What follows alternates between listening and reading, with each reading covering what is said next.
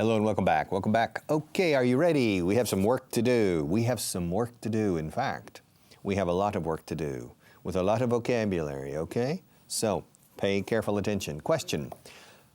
Easy question. Could the Three Musketeers speak Chinese? No, they couldn't. They couldn't speak Chinese. The Three Musketeers, the famous French swordsmen, the members of the group that protected Louis XIII, the King of France and the father of Louis XIV, the great Sun King. No, the Three Musketeers couldn't speak Chinese. I think the only language that they knew how to speak was French. And they were members of a very special group of defenders of the king. And they were joined by D'Artagnan, you remember? So really, probably the best title for that book, written by Alexandre Dumas, would probably be The Four Musketeers, because D'Artagnan became a musketeer. But before he became a musketeer, he had many adventures with the Three Musketeers, who were veteran musketeers, Athos, Porthos, and Aramis. If you haven't read the book by Alexandre Dumas, I recommend you read it. And another book by Dumas, The Count of Monte Cristo, a very interesting story, probably the best story in history of revenge. Taking revenge, getting revenge, okay? La venganza, all right? Revenge. And the story of the Count of Monte Cristo is exactly that. Both books, The Three Musketeers and The Count of Monte Cristo, are a fun read. You can't put the book down. It's what we call a page turner. To turn the page, turn one page, turn the second page. I'm turning the pages. And a book that is called a page turner is a book you can't put down. And you realize that it's 2 o'clock in the morning and you need to get up early the next day. You say, my God, it's 2 o'clock in the morning, I'm still reading this book. It's because you are riveted. Rivet. A rivet es un remache. Estar remachado las páginas means you can't stop. You're riveted to the pages. So the question, could the Three Musketeers speak Chinese? I honestly doubt it. And besides, the Three Musketeers are fictitious characters. Personajes de una novela o de una película are characters, okay? The cast is el reparto. The cast of characters. Reparto de personajes. The cast of characters. And the Three Musketeers, together with D'Artagnan, were characters.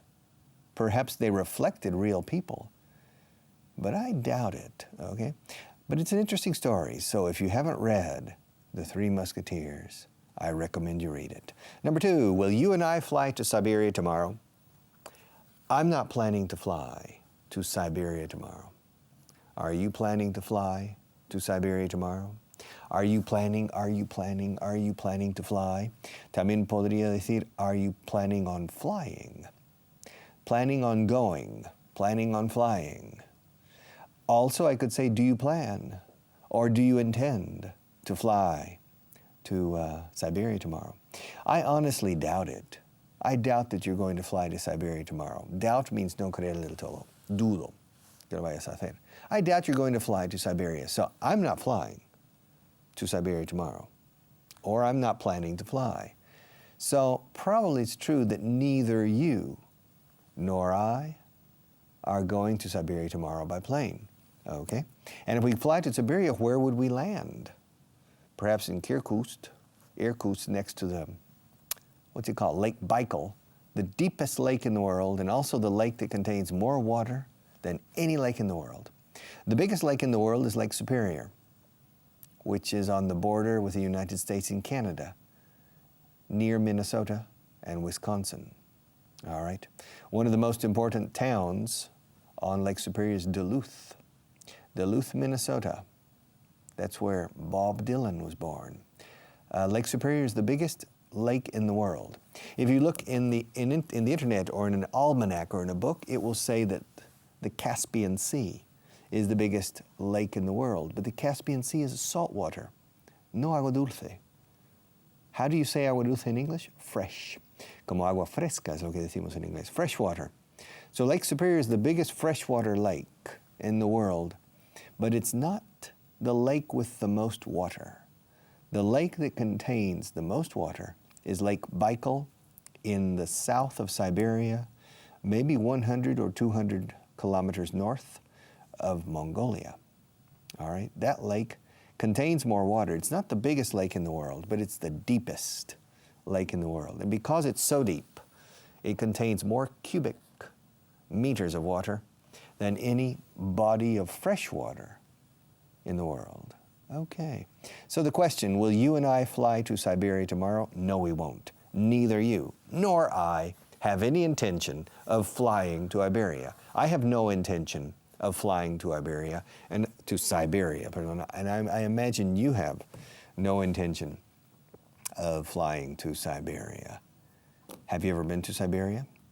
Siberia is the section of Russia located in Asia.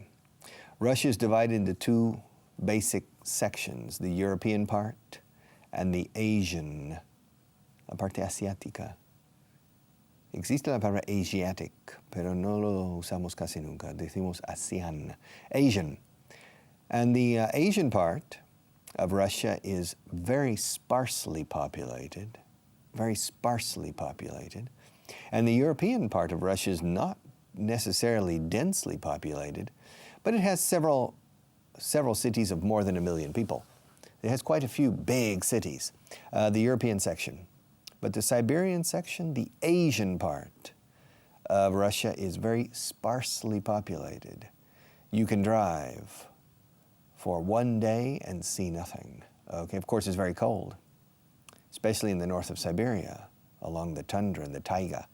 But it's very sparsely populated. And it's divided by the Ural Mountains. The Ural Mountains is a mountain range, una cordillera. Decimos rango montañoso, range escrito. It's a mountain range. It runs north-south. It doesn't run east-west. For example, the Pyrenees is a mountain range that separates France from Spain, and it runs basically east-west. Okay?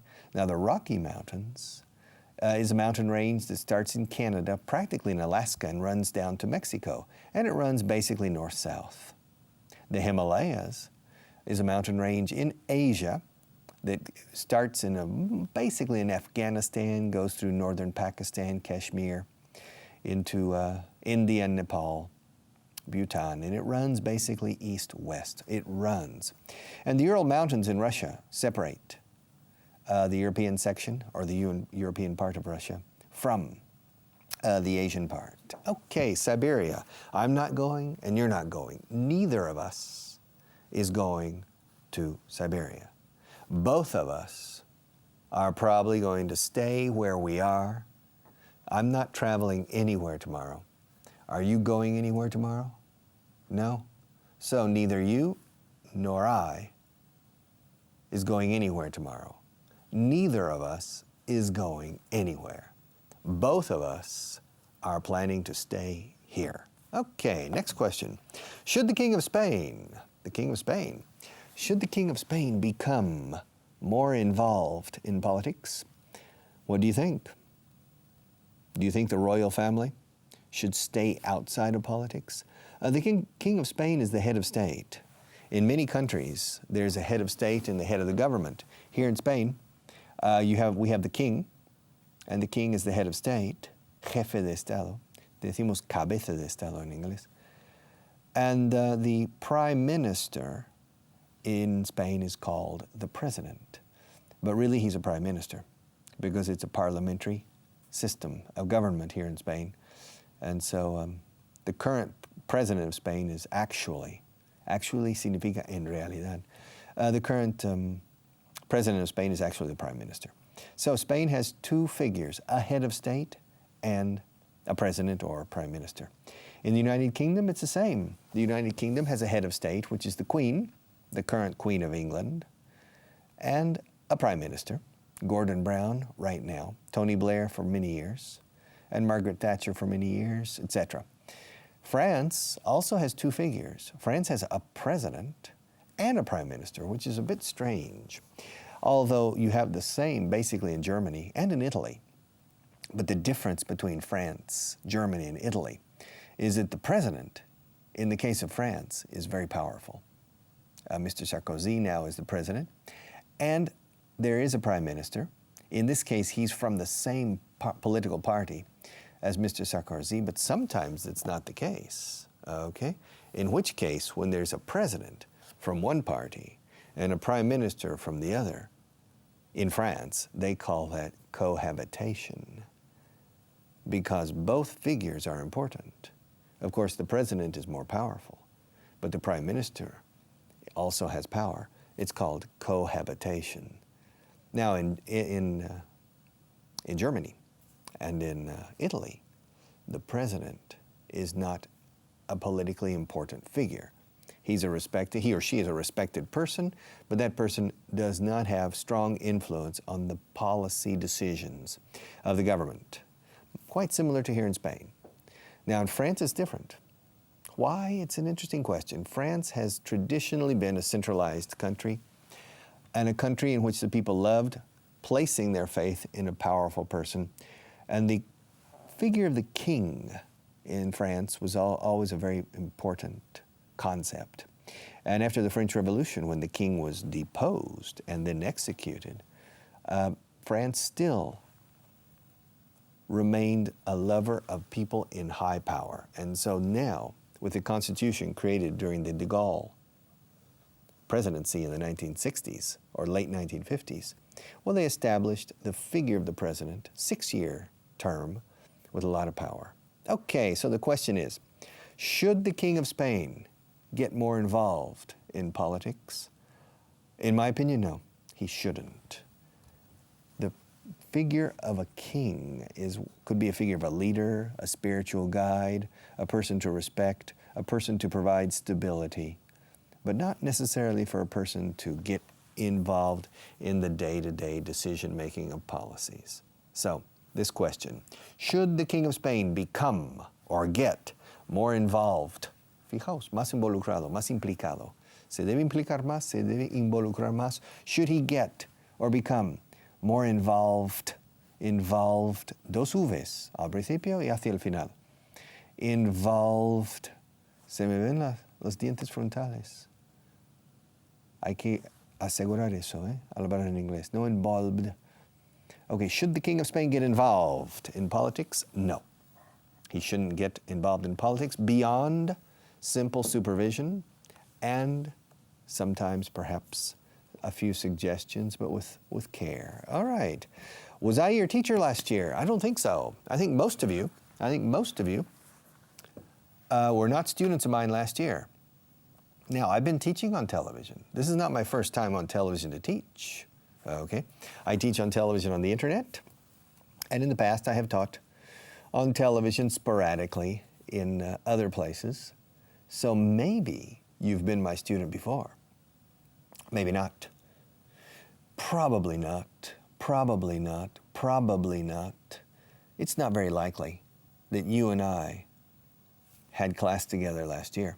But I know that a few of you recognize me, and a few of you know me very well. A few of you have had class with me personally, sitting opposite sides of a table. I know some, like Jose Ramon, or Juan, or Marcial, or people. Yeah. I have given class personally to 6,000 people, I calculate, in the past 34 years. 6,000 people are a lot of people. I don't remember every person by name. Some people, some of my students, I remember the name, their first name, their first surname, their second surname, their wife's names, their children's name. There are even a couple of students, I remember the name of their dog, okay? I remember the type of car they drove because I spent time with them teaching, asking them hundreds of questions, relatively personal questions. I wasn't necessarily interested in their personal life, but I needed material. I wanted them to talk, and I wanted them to talk about things that are relevant and pertinent to them.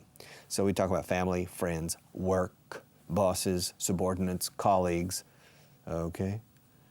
And so it's constant. And I remember some very interesting people and some very interesting anecdotes, some very interesting occurrences with families. So I know that some of you who are watching this program now are old students of mine, going back many years. And some of you are probably very good friends of mine. I've made a lot of friends teaching here. I've met a lot of very good people. I've met a lot of very intelligent people. I've learned a lot from people like you, okay? In fact, I think I've learned more from my students than my students have learned from me. I've been fortunate. The type of work I have done in the past 34 years has put me into contact with people usually in very interesting positions in the social, political, economic, financial, and general business environment in Spain. And starting when I was very young, when I was 22. I remember when I was 22, 23, 24, usually the students I gave class to, fijaos, pongo la preposición al final. Normalmente la gente a quien impartía clase. Usually the people I gave class to were 10 years or 20 years or even 30 years my senior. It's an expression in English. Me llevaban 10, 30, 20, 30 años. Me llevaban. They were 10, 20, or 30 years older than me, or they were 10, 20, or 30 years my senior. The biggest gap, the gap is una brecha, la apertura. The biggest gap was in 1976, September 1976, 32 years ago, almost, 31 and a half years ago. I started giving class to a man who at that time was 57. I was 26. So he was 31 years older than I was at that time. He was a beginner. And I spoke perfect English. So I had a big advantage over him. He was a very intelligent man. And he was very hardworking because he was military. All right? He was a lieutenant colonel. Los británicos dirían lieutenant, aunque se escribe lieu como lugar en francés, lugarteniente, but teniente coronel. He was a lieutenant colonel of the Spanish Army, and he was a very intelligent man, and he applied military discipline to his job of learning English. Started as a beginner, and after I heard his pronunciation of the first sentence, I said, Dios mío, ¿por qué me toca este alumno? Prefiero dar clase a un árbol. Okay? I said, please, dear God, why on earth is this student for me? I would rather be forced to give class to a tree. But, con tiempo y una caña, mi amigo, the military man began to progress and progress and progress. And I started to get surprised. I started to become surprised, very pleasantly surprised. And in 1 year, my good friend, the military man, reached an intermediate level, not bad. He was able to speak and receive visitors, a bit rudimentary, but more than adequate for routine face-to-face communication about topics or subjects that he was familiar with. And after 2 years, he was a high intermediate, which is not easy for a person who is 57, 59 years old after 2 years. So if you're over 50, don't worry. You're perfectly capable of learning English. You simply have to do what he did. You have to be intelligent and use your neurons, use your brain, and you have to work very hard, because that student worked very, very hard. He spent a lot of hours studying English, listening to tapes, listening to the English on headphones. He spent a lot of time. Okay, the next class, was I your teacher last year? I doubt it. It's probably less than 0.1% of you were students of mine last year. Next question. Is there a dead body in the boot of your car? Acabo de hablar un inglés británico. ¿Habéis cazado el porqué? La frase esta ha sido en inglés británico. Repito. Is there, es que si hay, is there a dead body in the boot of your car. All right. What word in this sentence is British English? Well, we have the word boot. Boot is una bota. You wear boots. That's British and American. Australian, that's universal in the English language. But, como maletero de coche, no. The British say the boot. The British and the Irish say the boot of the car. Put the suitcases in the boot. Las maletas. In American and Canadian English, we say put the suitcases in the trunk of the car. Trunk. T-R-U-N-K. Termina en K, no en CK. Trunk. And trunk has four meanings. The trunk of the tree, okay, como el tronco de un árbol, también tronco de una persona, my trunk. And the trunk of an elephant, la trompa of an elephant, the trunk. Also, you have the trunk of the car. You open up and put the suitcases in. And one more I can't remember. The trunk is un viejo baúl, the old type that people used in the 1920s, a big trunk. De ahí viene la palabra maletero, porque antiguamente los coches había un baúl ahí atrás puesto. Okay, trunk. But here the question is there a dead body in the trunk of your car or in the boot of your car? I doubt it. Y si ha habido alguna vez, has there ever been a dead body in the boot of your car? I doubt it. Okay? A dead body. Probably, in Spanish you would say un cadáver. Okay. We don't. In English, cadaver exists, but cadaver is only the body used in the school of medicine for practicing. Those are called cadavers. Otherwise, we say dead body. Okay, or a corpse. So, question, is there a dead body in the trunk of your car? I doubt it. I doubt it. Next question, would your boss be worried if you were late to work? If I came late here tomorrow, Vanessa, the person, the boss, would probably be worried. She would probably wait, I don't know, a courtesy 10 minutes, and then she would call me on my cell phone. And if I didn't answer, she would start to get worried.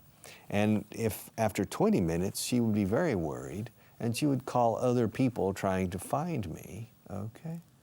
So, Vanessa's my boss here on this television, in this television studio.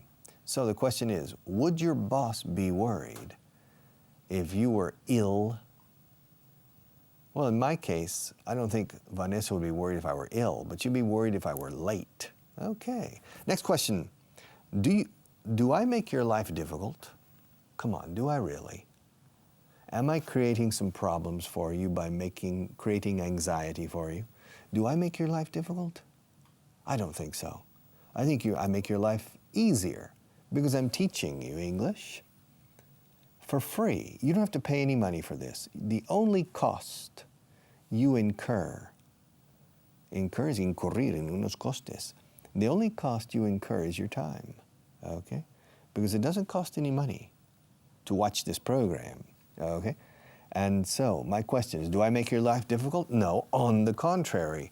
In my opinion, I facilitate your life. I make things easier for you because, for several reasons. Number one, maybe you need English and you're improving with my program and other programs on Aprende Inglés TV.